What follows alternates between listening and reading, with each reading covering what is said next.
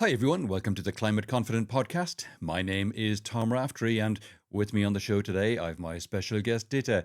Ditte, welcome to the podcast. Would you like to introduce yourself? Sure, happy to, and thanks for having me. I'm Ditte. I chair the Danish Design Council, and I recently published a book called Danish Design Heritage and Global Sustainability, with an emphasis on how can we learn from the past to use the planetary boundaries as a positive creative constraint, and hopefully learn to thrive within the planetary boundaries. Okay, and for people who might be unaware, what do you mean when you say planetary boundaries?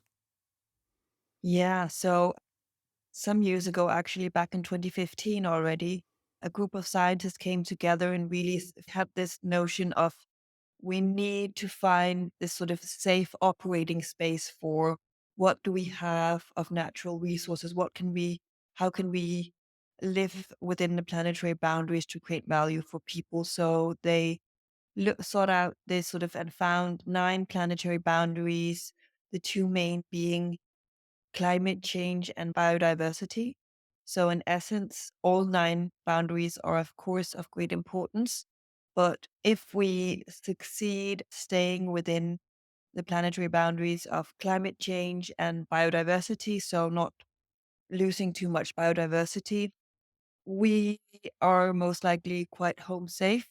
However, if we, on the other hand, might succeed on the seven or eight others, but not on either climate change or biodiversity, then we are at a very dire place. So those being the nine boundaries that we have, that scientists has helped us define the safe operating space that we can provide value for people within. So it's like the expression in English, living within your means. It's like not overspending, in other words. Yes. Yes, very much. And we've just in Denmark, unfortunately, just had, even though it's just April, the beginning of April, we've just had the overshoot day. So one of the boundaries in terms of natural resources has just been used already, which is of course not living within the planetary boundaries. And I think that's a key point to be mindful of. The Danish design heritage was very good at using the need for social value to be created, especially after the world wars and as the welfare state was being developed. And that had some really great effects. However, at the same time, it was also the sort of the development of industrialization and in particularly the ability to mass produce. And somewhere along the way, we, along with the rest of the world, got things a bit out of balance. So in essence, we sort of started. There was a global movement to essentially make sure that what people desired was equivalent to production capabilities rather than sort of adjusting production to the needs of humans. So just to say, while there's a lot of inspiration to be had, of course, we also need to be mindful of the systemic change needed in going from a focus on exchange value. So all of the things that we can sell over the counter and back to designing for the use value for people, which actually also goes back to the heritage and the Danish very famous designer of lightning and lamps, Paul Henningsen, who back in the 50s warned that never had we been less free because unlike during the world wars and where countries such as Denmark in the Second World War was occupied, unlike then, with the ability of mass production, how we had choose to use it, our minds had efficiently become occupied. So going back to creating value for people and making that the goal rather than seeing exchange value as the goal, if that makes sense. Okay, interesting. And you've mentioned Danish design heritage a couple of times now. What is that? Yeah, that's a great question. So I think Danish design heritage has different things. One of the key things that it's very known for is the furniture tradition, which stands on one, that ability to use the social purpose not as something that was an annoyance or something that worsened the final design, but on the contrary, as a positive creative constraint that heightened the final design. So that being a key learning that we can use today.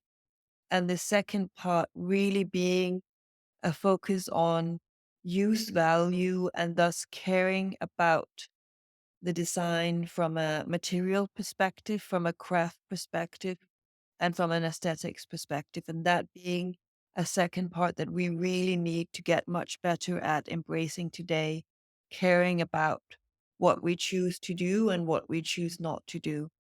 So those are two specific elements from the realm of the Danish design heritage. And they build upon design in general, which I think has two very key significant impacts that we should learn to use better today, which is one, the ability to question status quo. So all of the things that we take for granted as natural, but are in fact social constructions that could be different. The sort of shift back to use rather than exchange value being one of them. Mm. All of the things, all of that we think desire coming from a natural perspective, but have been designed in effect.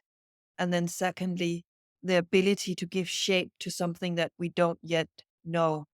Going back to the realm of science and the planetary boundaries and how good the science has been at highlighting what we need to move away from.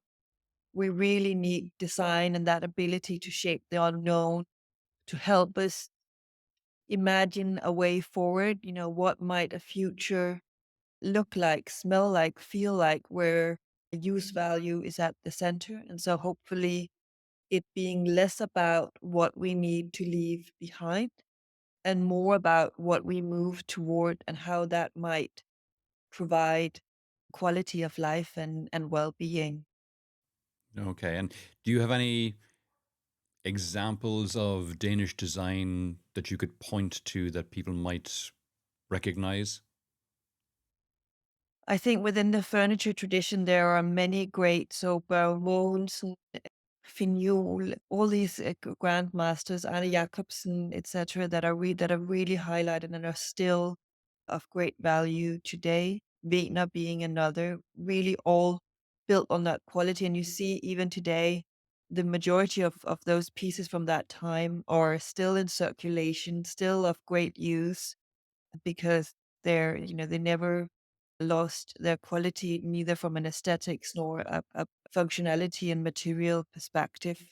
And then the second part being how the role of design has been a key in the development of industries with purpose also being at the core. So you have large Danish corporations that are now the sort of that are acting in a global scale that have also had industrial design at the core. So really that ability to work across borders and use design not just as that sort of nice to have in the end sort of sprinkle on top, but really having that notion of form follows functionality, Mm. form follows function, so that it and that being the case, rather you're talking about a thermostat or a chair, essentially, and everything in between. So also the Danish, I think anyone who visited Copenhagen to this day, and better than we Danes realize because we've become so used to it, it's quite embedded.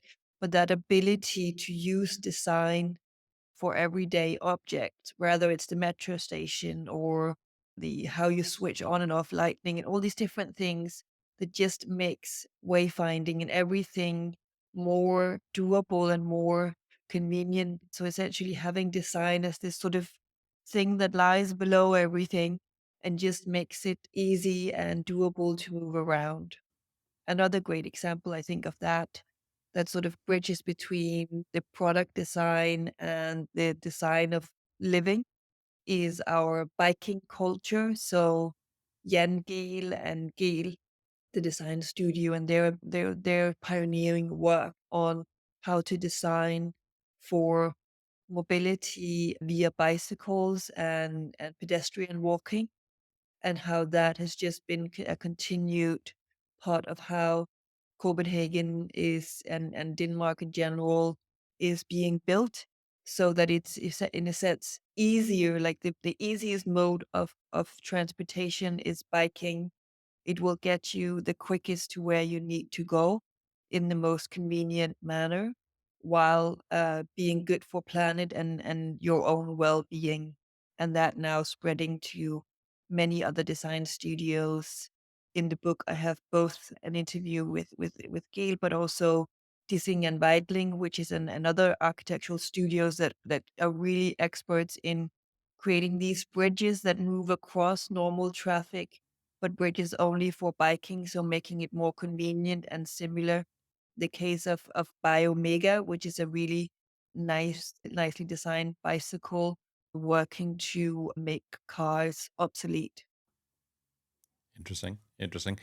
And if Denmark is doing so well with design and bike infrastructure, how have you managed to go past World or Danish Overshoot Day so early in the Mhm. year?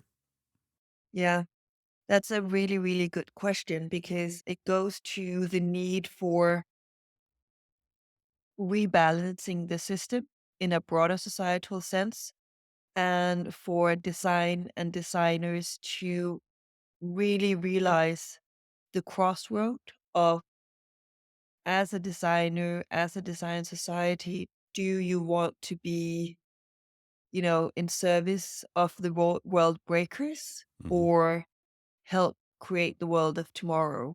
And I think, unfortunately, design and designers as well have sort of become part of the systemic change, and more in service of the world breakers, with that focus on exchange rather than use value. So when I look towards design, it's in no way to say, let's just continue to do as we're doing. On the contrary, it's for design to realize their potential, and for society at the same time to use that potential to change, both on a systemic but also on a product and material level. But highlighting it as a way, as a toolbox for doing so, so that we can hopefully, little by little, start creating all of these different avenues that creates a path for the future. And that would be also design of business models, product as a service being a key opportunity for Hmm. that, where we really start seeing that, it's not about quality being opposite of good business. On the contrary, the business model incentivizes quality. So the better the quality, the better the numbers on the bottom of your balance sheet, essentially. And for me, that was how I got started with both design and circular economy. I became involved with a baby clothing company, Vika it was called, that had previously done a traditional linear model baby clothing company, where they tried to do as much as possible, moving to organic cotton, these types of things, Hmm. but they were still caught in a linear exchange value mode of operation. So essentially, the business was still built upon the more you sell, the more you make. And so essentially not incentivized for your users to use your product as much as possible.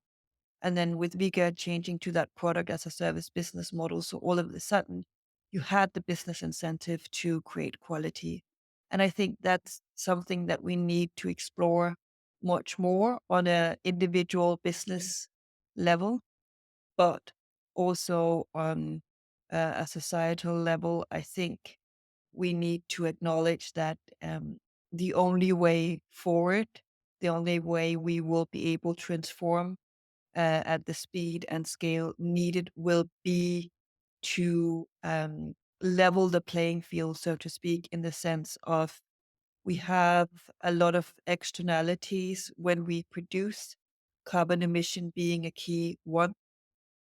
And so while we've socialized these sort of externalities, we've privatized the benefits of producing, and we need to level that playing field by pricing in externalities because, in essence, that's the only way a market economy can work. That we have the cost, the actual cost of production factored in. So a carbon tax, a true carbon tax, and a global one being a necessary means to really drive the transformation needed. Yeah, yeah, yeah. However, we've been saying that for a long time about the need Mhm. for pricing in externalities, and I don't think, any closer to it happening now than we were 20, 30 years ago when people started talking about it. Yeah, I think there's still a long way to go, but I would say that we are closer. You do have schemes within European Union nations, within European unions that have elements of carbon taxation. It's not at the level where it should be, but there is starting to be some experience gathered. It's not to say it's enough, but there's something. And then one thing I think is really interesting is you're starting to see businesses that are essentially doing these sort of shadow carbon taxes themselves. So they're not paying the tax to, government, et cetera, but they have carbon taxes internally. And so they gather that for their R&D budgets, which is a good Mm, thing in itself that there's more to the R&D towards the transformation, but also as a nudging effect that having that internal pricing and really pricing in the cost of carbon, among others. I think carbon is what people mostly work with now. And I think that's a great starting point. Is for me super interesting. And hopefully we'll get more of that because we really need those. I think that's how change happen. You have all of these small pilots or niches.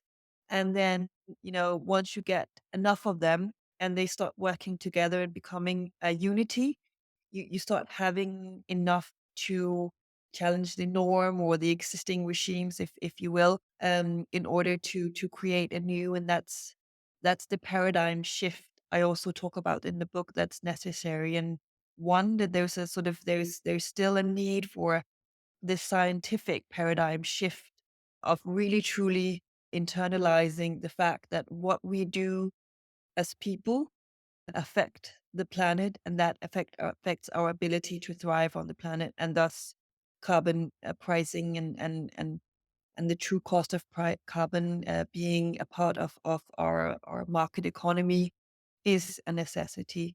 But we still have a long way to go on that. But I think there is a lot of learnings also just from that historical perspective, because we've had scientific paradigm shifts before, and they've always been incredibly difficult because, it's sort of like, I think even Machiavelli in his great work, The Prince from, I don't know when, 1813 or something of that sort, I'm not sure.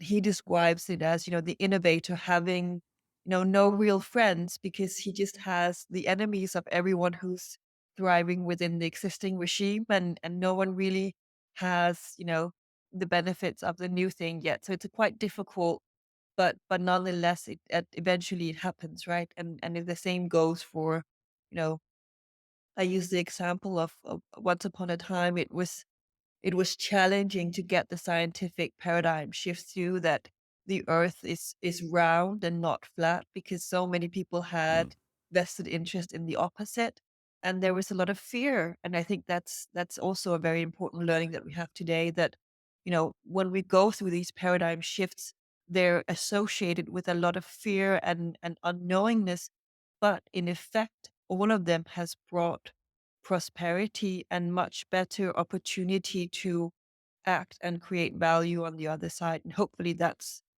what we'll get here as well. Understanding that the fact that we are able to measure the planetary boundaries, to realize that we have entered the Anthropocene epoch, meaning that, we now are aware that what we do affects the planet and then thus our ability to thrive, or progress of science, and we just need to embed that in our societal structure and model. Yeah, and I mean, You mentioned product as a service there, and the fact that innovators have a difficult time and Mhm. don't have many friends, as you said, as Machiavelli said. Isn't that? I mean, that's still happening because while you mentioned the baby clothing company, we don't have in reality many companies yet today doing product as a service, and certainly not nearly as many as we need to have. Yeah, exactly. And that's being one thing, but also if you look at subsidies today, they're mainly still like you have some and a growing number of subsidies moving towards the transformation, but you still have a system designed for the existing. So the majority of subsidies going towards that. And so there's still a very large way to go. And in particular, which was also, where we've been struggling and I think where we all need to work together is that how do we go from the good pilot, the good niches that are small, really nice innovations and companies with that are making ends meet and sort of making do. But how do we scale that in order to really get the effect that's needed? I think that's really where we are at today more than anything, taking a lot of those great ideas that are out there and making sure that they can be scaled so that we can truly, get the economy of scale, but also get the experience necessary to build upon that and create more and more innovations for that. And I think one of the things in that regard that I'm super inspired by and curious towards is bio-based materials because there's a great opportunity we can, it's we have a lot of focus on, you know, developing technology for carbon capture and storage. And I think that we know we're at a time and place where that is also necessary, but we're kind of forgetting the brilliance of nature and the simple solutions and sort of what one might call innovation by remembrance of all of these natural, so trees being the most sort of easily coming to mind, but it could be, eelgrass, algae, all of these different materials where we can essentially, build with carbon and thus having a great deal of carbon stored without having to use new resources. And then at the same time, scaling that by leveraging all of the innovation coming out of the life science sector. And of course, from a Danish perspective, that's a very key sector as well. But that means that there's so much experience with how do you bioengineer our living organic materials to be able to provide value at scale. And so if we combine the knowledge of that with the opportunity within bio-based materials for buildings, etc., I think that's really an avenue for opportunity where we can create that scale. But it requires again a change of mindset and probably that's also a bit of where we need to go and which is already happening to some degree of getting, it, it needs to be a broad variety, a diverse set of minds coming together. And so we've had a lot of heart going into the transformation and innovation, and that's fantastic. But we also need a lot of the knowledge and experience from traditional business joining forces so that we can leverage that to really get where we need to go at the time and scale necessary. Okay, okay. And just from a practical perspective, if I am, I don't know, a manufacturer of widgets, whatever, what advice would you give me to make sure that I can go down some of the more sustainable routes like shifting business models and things like that? Because, as you say, there's a lot of pushback from people who have vested interests in things not changing. Yeah, I think it's, not letting perfect get in the way of good while being mindful that it's a journey. So, getting started is a great start Hmm. naturally. But I think that's a key point that we sometimes think we have to do everything at once. We have to get the perfect carbon tax before we do any. So that we need to just get started little by little. And for that, for me, I try to breaking down in this model of the 4 Rs of the circular way. So one key element being, how do we reduce our, resource consumption without compromising use value? And it could be anything from, the product as a service business model to simply looking at your packaging and looking towards, can I use less material? Can I do this in a smarter way? And then reuse of existing products, materials, buildings, infrastructure, whatnot, before looking towards recycling, which is and will be a key component, but might not get us as close to staying within the planetary boundaries as reduce and reuse. And then finally, looking towards replacement materials. What are the new materials that might be available or should become available? Packaging again, maybe you have algae as a replacement for plastics. It might be still sort of fairly early on commercial products out there, but would you maybe call it commercial in traditional terms? Probably not. I think there's right now we see that there's sort of a market accept sort of non-perfect products because there is a demand for new solutions, which is great. But we should utilize that not to sort of stay happy with existing sort of imperfect products, but as an opportunity to really scale that. And algae as a substitute for plastic being one example of that. And so how might one help drive that forward? Well, one way would to be to say, if you are a manufacturer of something that uses a plastic similar product, go to the innovators and say, these are the requirements that I need. If you can deliver on that within, let's say, 1 or 2 years, I will promise to buy from you XX amount of your material. And then we really start having that market economy playing a positive effect on driving the transformation, both on ensuring that there is a demand, but also because a key learning from my own experience is designing to specific demand is the quickest way to get product to market. Otherwise, you end up sort of having 10 different avenues that you could potentially design the product for. It could be used here, it could be used here, here, here, here, here, which just means that it's much more difficult to prioritize and really have that narrow focus.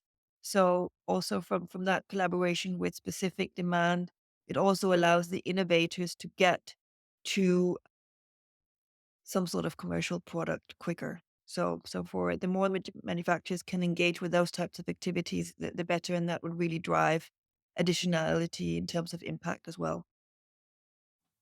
Okay, great, great. We're coming towards the end of the podcast now, Dita. Is there any question I didn't ask that you wish I did, or any aspect of this we Mm. haven't covered off that you think it's impossible, or sorry, you think it's important for people to think about? I think just one final note is that,